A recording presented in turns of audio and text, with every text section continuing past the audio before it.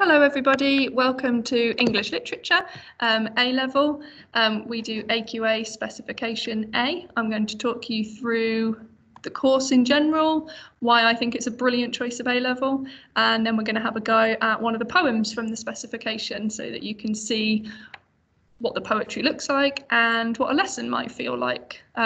Usually we'd use a lot of discussion, so you're going to have to obviously use your imagination a little bit, but hopefully you'll enjoy the poem and get a bit of a feel of what it's like.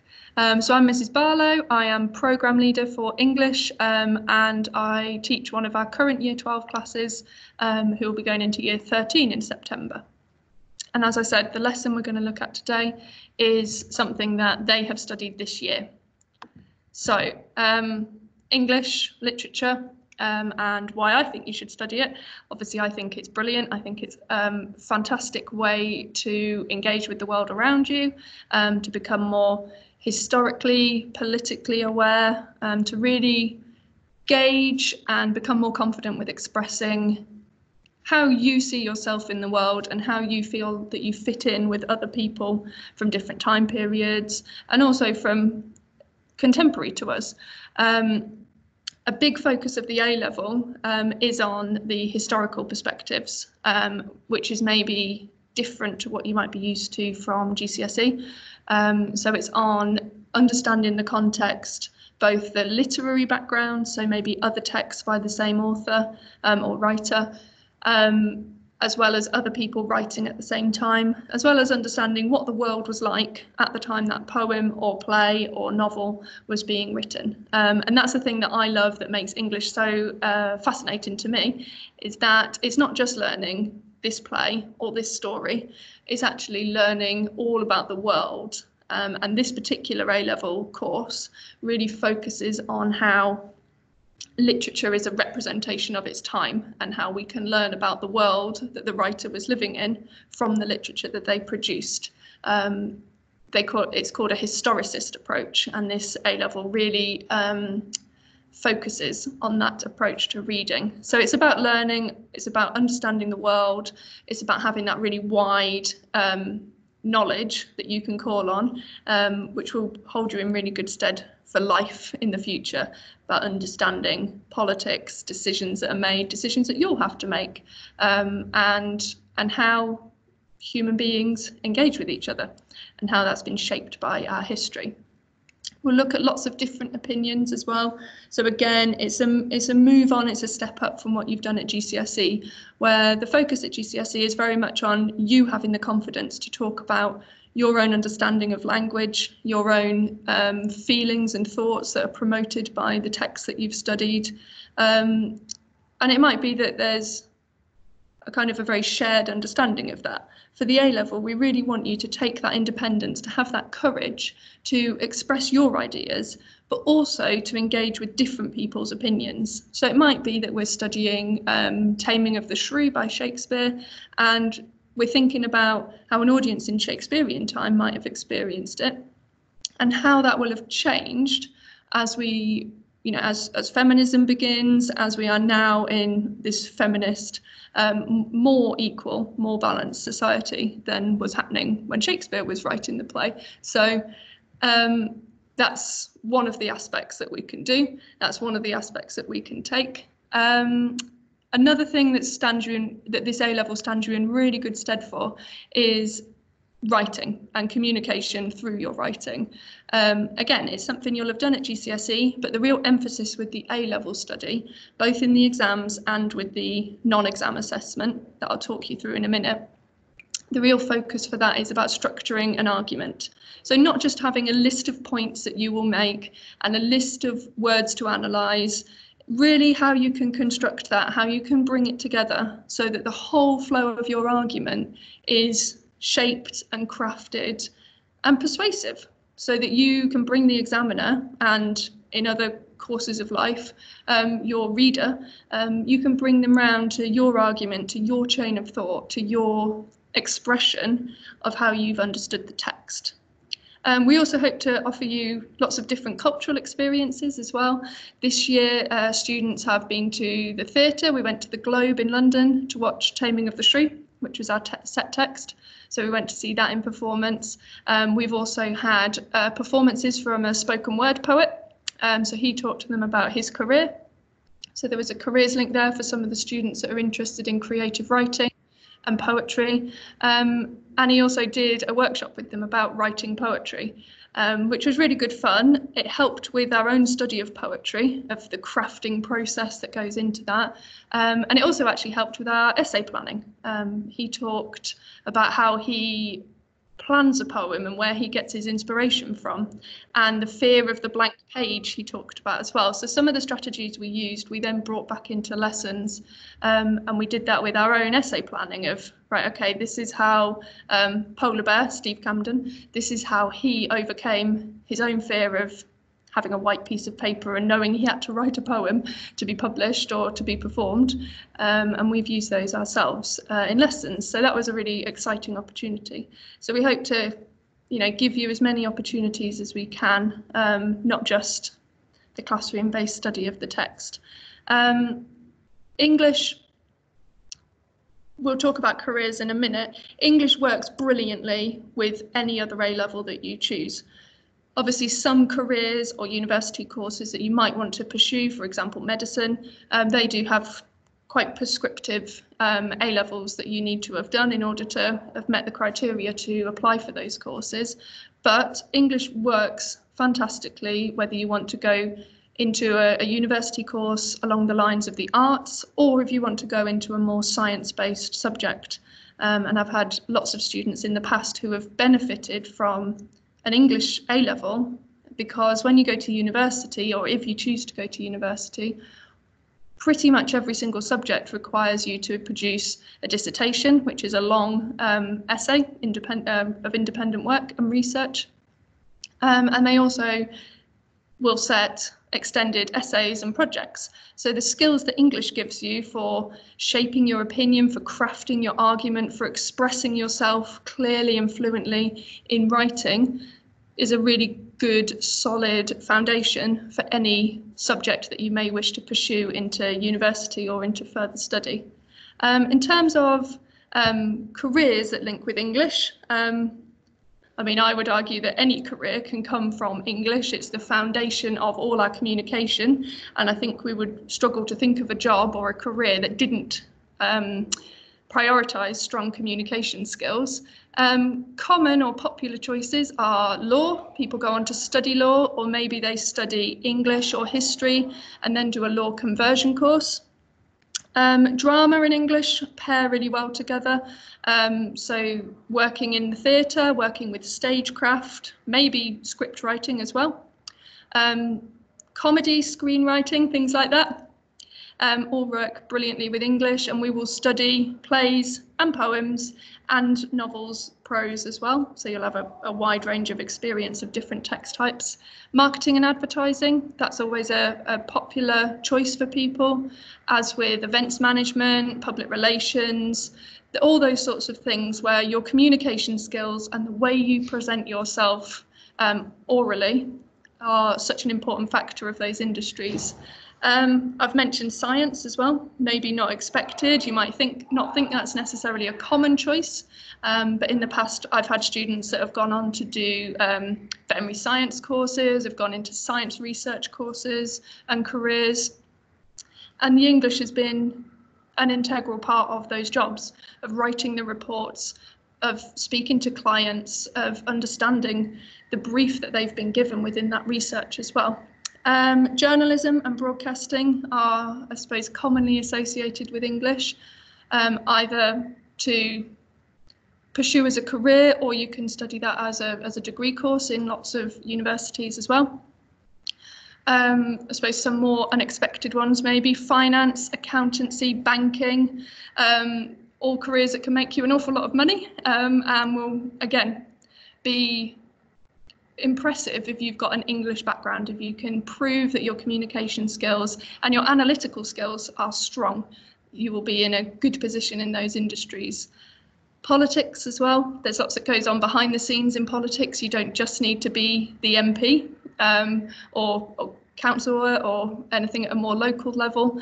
There's all sorts of speech writers, of advisors, of researchers who are working behind the scenes to what we maybe see on the 10 o'clock news. And another popular choice, quite similar, I suppose, to broadcasting and journalism in terms of its skill set, is publishing, copywriting, editing, anything within that field. There's a wide range of careers within that field. And again, that would link quite nicely with the creative writing that a lot of our students are interested in, and they undertake English literature to enhance their vocabulary, their style, their opportunity to study different forms of literature before creating their own style. And quite often students will go on to a creative writing course after finishing studying English literature. In terms of the specification, in terms of what you'll study, because I know this is always the question that I get asked the most at open evenings and on traditional induction days. So the paper is the specification is 2 exams, which are equally weighted, so they're 40% each, and then what's called a non-exam assessment, which is similar to coursework, but with very independent focus, and there's sort of limits on the input that we as teachers can have. It really comes down to the independent choices that you make to pursue your own interests. So paper 1, they both take place, paper 1 and 2, at the end of year 13. It's called a terminal A-level route. So you do both exams in the June of year 13. Paper 1 is called Text Through Time, and it focuses on love and relationships and the presentation of love and different types of love and different kinds of relationships from the 1400s right through to 1925, which is the most modern text that we study on that particular paper. So obviously that's a span of nearly 500 years, which is enormous. It's called a diachronic study. So dia is in diagonal, going across, chron being time, so going across times. So that's where the context and understanding the socio-historical background to these texts becomes really important. So how love has changed, how our understanding of sexuality has changed, how gender relationships and stereotypes have changed within that time, and how we as an audience in 2020 look at those texts and how we view them. And so that historicist approach, that understanding of the history, is crucial to engaging with the texts and to thinking about how they compare and contrast with one another. The texts that we study are The Great Gatsby by F. Scott Fitzgerald, which is published in 1925. So the height of modernism between the 2 world wars, which is crucial to its context. That's what we will start year 12 with. It's a fantastic novel, and that is for the summer, that's our advised preparation work, is that we'd like you to read that novel and make some notes about the characters, make a chapter log, so that you can come in September feeling quite confident. And also, obviously, you've had the opportunity to explore the text, so that we can come in September and be ready to learn all about it in more detail. There's also a collection of poems which run from the 1400s through to 1890s. So that gives you a really broad span. It's a fantastic background to English literature, where you might previously have studied a Victorian novel or maybe some Victorian poetry, or you might have done some Shakespeare, or you will have done some Shakespeare. We really get the chance to see how they all fit into a timeline, how they all fit together and link together, that none of these texts stand in isolation. They don't stand alone. They are all influenced by each other. There's intertextuality, there's connections, and they speak to each other, if you like, if I don't stretch the metaphor too far. And then we also study The Taming of the Shrew by William Shakespeare. And that's what year 12 went to see. Our current year 12 got the opportunity to go and see it at the theatre this year. Fantastic play, so much discussion and argument arising from it, particularly when we take on a feminist angle. So the Shrew of the title, the eponymous Shrew, if you like, is a character called Katerina, and it's all about her taming. there's obviously a lot of discussion to be had around the animal imagery of the title. And I think this text probably prompted some of our most heated discussions and debates in class about the treatment of women, the expectations of women, the role of the wife in a marriage and within wider society. So that's definitely been something that Year 12 this year have thoroughly enjoyed discussing and sometimes making them play devil's advocate, so they have to take on a different opinion to their own, which has been quite good fun. Paper 2, so our current Year 12s are just starting to work on this. Like I said, the exam will be at the end of Year 13. So paper 2 is texts in shared contexts. So this is synchronic, so like synchronized swimming. The time frame, the texts are all about the same time frame. They are written in different times, and that's something that the paper explores, is how World War I and its aftermath was written about and engaged with from the time, so 1914 to 18, from shortly afterwards in the immediate aftermath, and also in the more long-term aftermath. One of the texts that we study is by Pat Barker, and it's called Life Class, and that's published in 2007. So very modern, especially considering, you know, the breadth of texts that are on the course. Very modern novel, all about the First World War, both at home in Britain and also at the home front, also on the front.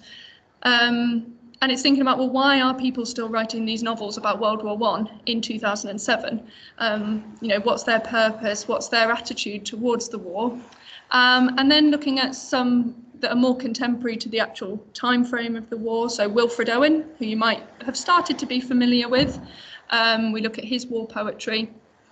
And also a play which was first performed in 1929 called Journey's End, which is set in the dugout. But as I said, it's 11 years after the war. So we're looking at the context. How did people talk of the war? What was typical for literature of that time in the more immediate aftermath?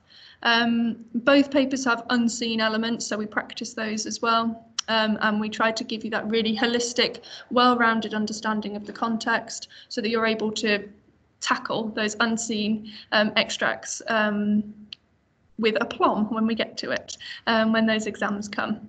I've mentioned it already, there's the non-exam assessment, so that's 20% of the course, and it's a real opportunity for you to pursue an independent piece of research and piece of work where you can take on texts that you really like, looking at issues that really interest and inspire and fire you up.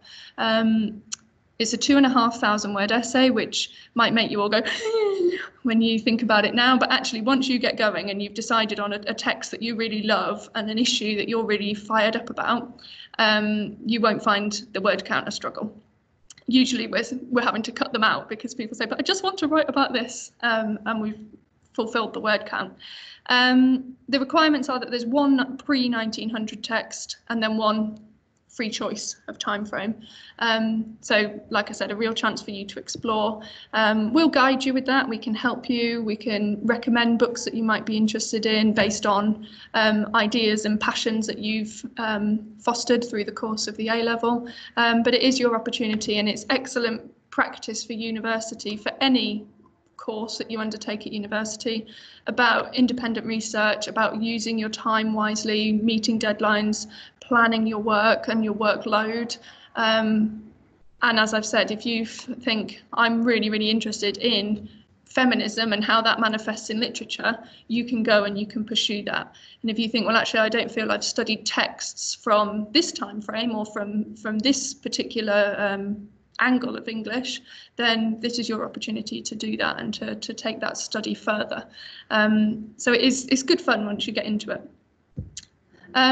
The lesson that we would have done for your transition, we would have looked at, well, we are going to look at still, one of the poems from the paper 1 pre-1900 anthology. So this poem was first produced in 1866. So in terms of the chronology of the anthology that we look at, it's kind of in the middle, really, middle of the Victorian period, and hopefully you've got some contextual knowledge. Something in your brain is going ping, ping, ping when you hear Victorian era and literature. I know a lot of you have probably studied A Christmas Carol, or maybe Jekyll and Hyde, which again is all the background is shared really for this Thomas Hardy poem.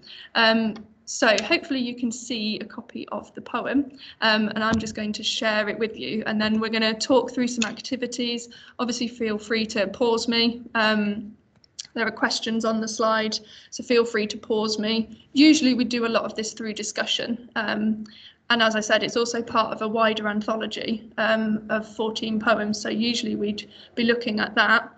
And we'd be talking about how does it compare and how does it contrast to earlier poems or to poems that are, in terms of chronology, later.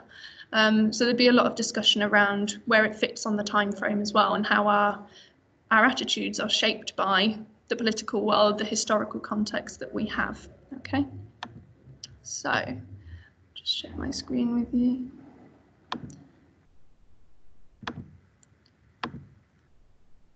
So that's a copy of the poem. As you can see, it's 6 stanzas, 6 quatrains. There's 4 lines in every stanza.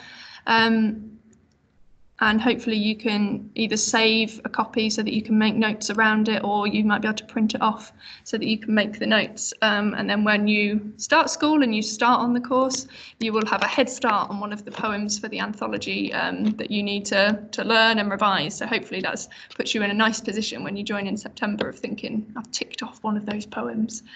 So there it is, The Ruined Maid by Thomas Hardy from 1866.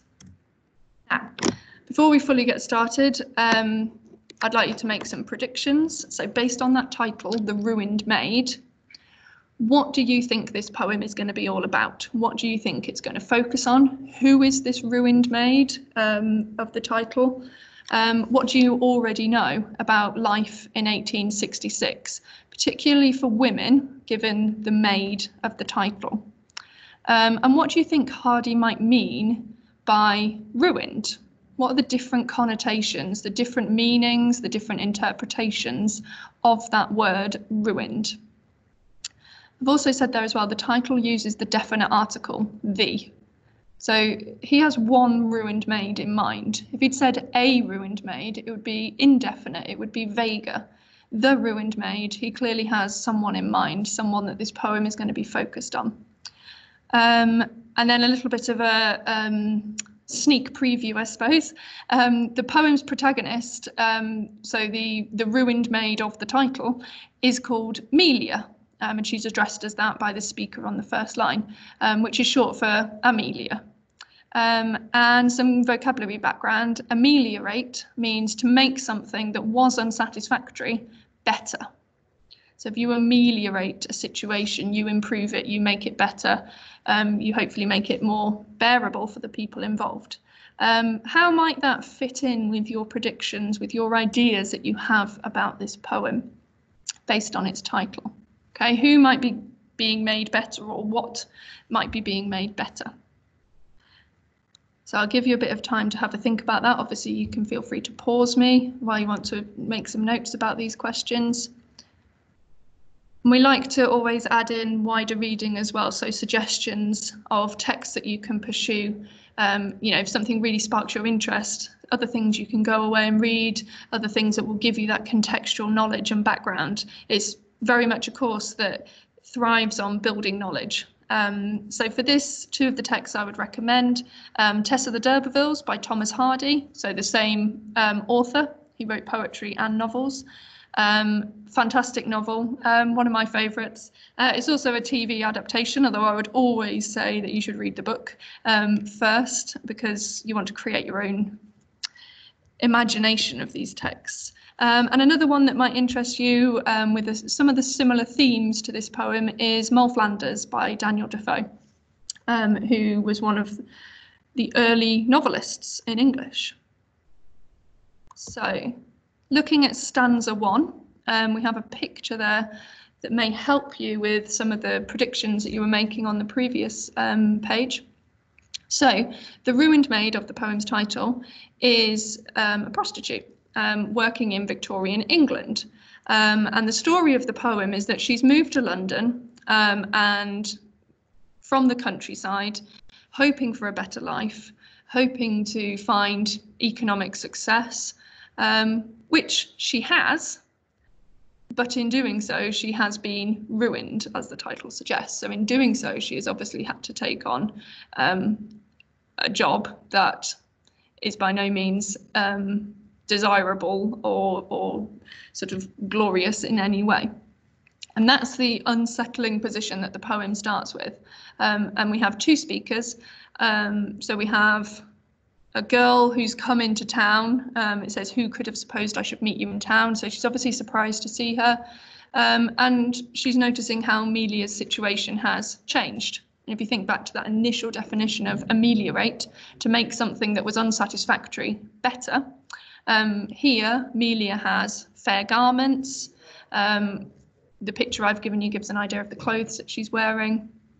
She seems to be doing quite well for herself financially, albeit that those finances, that economic success, has been gained in such a shameful way.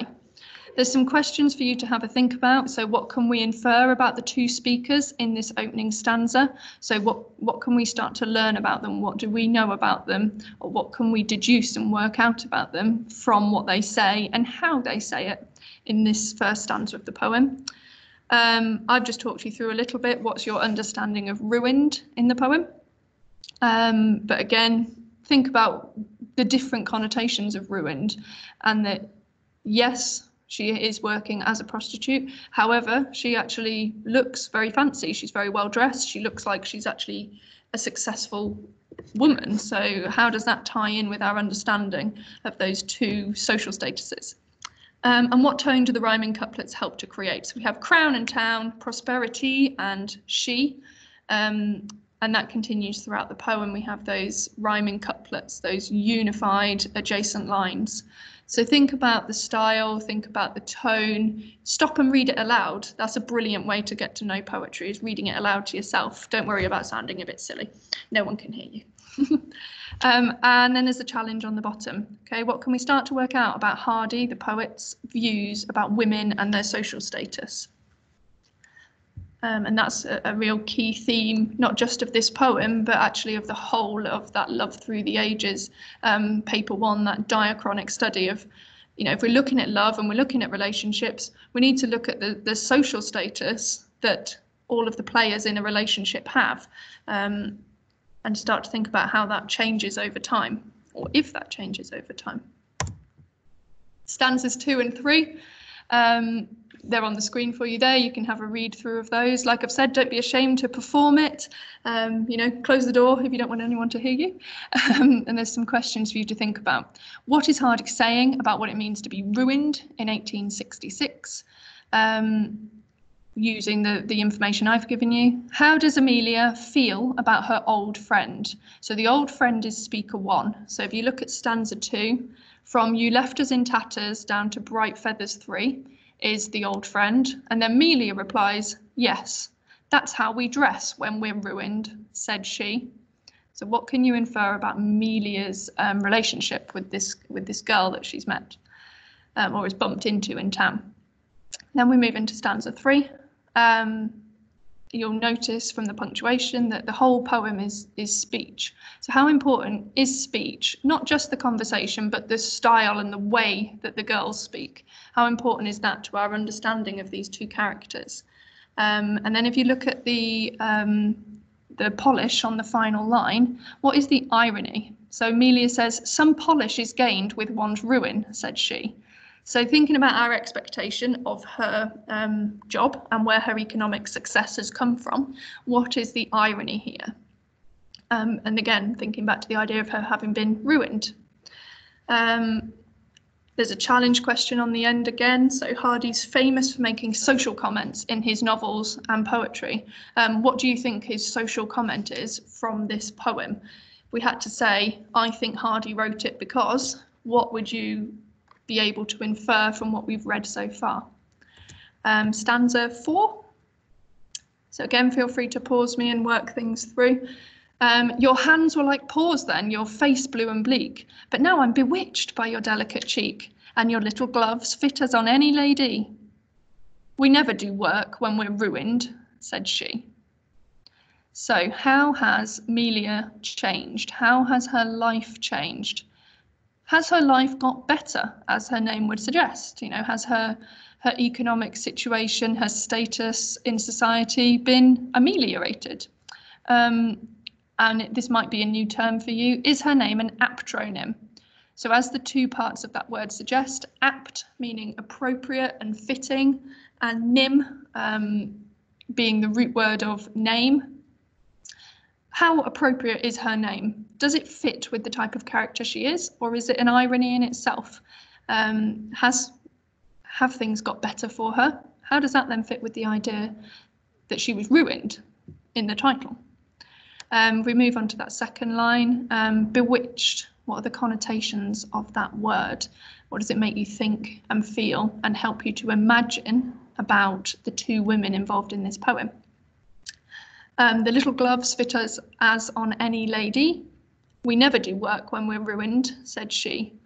How would you describe, again, thinking about voice, thinking about speech, how would you describe the voice of this girl from the countryside? And what does that reveal about her? Particularly that sing-song that we get on the end of line 3 with the lady, and we had it in previous stanzas as well. There's a challenge. It's as much a decision for you to make, I suppose, or an evaluation for you to weigh up which woman is ruined. Is it the lady, the girl from the countryside, or is it Melia, who has come to the city and is no longer has hands like paws? She has little gloves and seems much more dainty. So that's a decision to weigh up as you work through this poem. And then the final couple of stanzas. So the penultimate stanza, I want you to start thinking about patterns of language that you can identify, semantic fields. So words with similar meanings, not necessarily repetition, but words where you feel they could be categorized in the same way. They might deal with a similar emotion, they might create a similar image in your mind, they might have a thematic link. So can you start to notice any as we've worked through this poem? And then you see on the final line of the penultimate stanza, we've got true. One's pretty lively when ruined, said she. And why does Melia use that impersonal pronoun, one, rather than I am or we are? Why has she shifted into using one? Maybe it's something we associate with the Queen speaking like that. That might help you to have a think of the tone and of the style. And then finally, into that final stanza, again, there's a question for you to think about how the speech has changed, and particularly in that final line, when we have Melia's voice, in that final couplet, we have Melia's voice. My dear, a raw country girl such as you be cannot quite expect that. You ain't ruined, said she. So how has Melia's voice changed there? How has her tone changed? Particularly looking at the ain't, so the colloquialism, the slang, non-standard phrasing, and how that differs from the previous stanza, one's pretty lively when ruined. And then something that's a structural point that runs through each stanza shifts from the past into the present. So from the girl talking about how Melia was, into how Melia is now, or into Amelia's response. So I just want you to think about, why does Hardy use that particular structure? What effect does it have? How does it add to that sense of distance between these two women? And again, the challenge at the bottom, which is a summative question, really looking back through the rest of the poem. How does Hardy employ irony? How does he present us with the unexpected, or with ideas that challenge the social norm? And this is the bit that people quite often find tricky. So we've got the meter there. We've got, who could have supposed I should meet you in town, just as an example of one of the lines from the poems. Now, where the numbers are, so where have supposed I should meet you in town, that section of the line is called anapestic trimeter. At the beginning, we've got something a little bit different. So a trimeter, like a tricycle or a triangle, trimeter means there are 3 lots of something. There are 3 times the feet that we're going to look at in a minute. Okay, so tri just meaning 3. So if you've done iambic pentameter, the pent means there are 5 lots of iambs. Trimeter means there are 3 lots of anapaests. So an anapaest is 2 unstressed syllables followed by a stressed, and you can see that in the bold of the font, so have supposed, and it's a da-da-dum rhythm.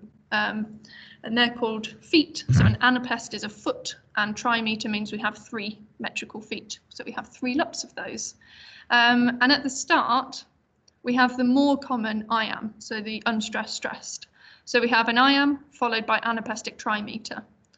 That is continuous throughout the poem, but it's quite a jarring rhythm. It's not all neat, and it's not all, as you can see from having the iamb and then the anapaests, it's not all consistent throughout the whole poem. So I want you to think about how that fits in with your understanding of the language, of things not being quite as they seem, things not being as neat and as easy to understand and as easy to categorize as the title, The Ruined Maid, might have suggested. And that's a really important thing that we start to enhance as we move into year 12 and through year 13, is really feeling confident to tie the form and the choices that writers make about style into our understanding of the words that they use. So it's not simply enough to be able to pick out the language and to talk about it. We need to tie that to the more stylistic choices as well. And again, like I was saying about how English ties in with creative writing, that's what quite often makes it popular, is you can really see how to style and craft your text. And just to leave you, and like I said, feel free to rewind me, feel free to pause me, just something to ponder, something to think about. And this would usually be kind of the driving force of a discussion in our lesson. So we'd often have asked you to have annotated and made notes about the language of a poem before you come to the lesson, so that then we can teach you the more difficult bits. So talking about the anapaestic trimeter, for example, we can do that in class and really have the chance all together to make sure you're confident with the terminology and make sure that you understand why, not simply that you can write Hardy uses anapaestic trimeter, that you can say what the effect is. And when we'd have a discussion so that everyone has that chance to express an opinion and also to see how different people feel. And we have that chance to explore a different interpretation, a different way of looking at the poem, so that you can then feel really confident that your understanding is deep and is thorough. So I've got 2 thinking points for you here, just to leave with you. You might want to review the poem and have a think about these. Both women in this poem are ruined. Melia, because she has compromised her sexual innocence and the expectations of a woman in Victorian society. And the country girl, because she must slave away on the farm. There is no way out for these women. So do you believe that is Hardy's point? Is that the purpose of the poem, that he's trying to show that actually for women, social and economic freedom is mythical, that there's no real way that they can advance or improve themselves, both for women in urban settings like Amelia has become, or for the women in a rural setting who by birth are ruined. And then a second one there, Hardy's poem suggests that women were ruined through no fault of their own. So that would kind of have Hardy as being a bit of a feminist. He was quite politically liberal in lots of ways. So that would sort of fit, I suppose, with his own views. And he was certainly in support of women for drawing attention to the secondary status that women had in Victorian society.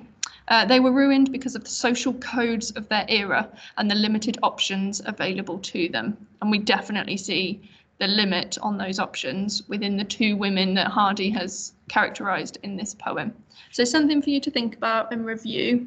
And if you choose, hopefully when you choose English literature, this is a poem that you will study and that you'll have more chance to go over, to really pick apart the language and the form, and to ponder and discuss these questions and issues that I'm sharing with you now. So I hope you've enjoyed all of that. I hope you've had an opportunity to engage with the poem and to see hopefully a little teaser of the level of discussion that we'll have. Okay, thank you very much.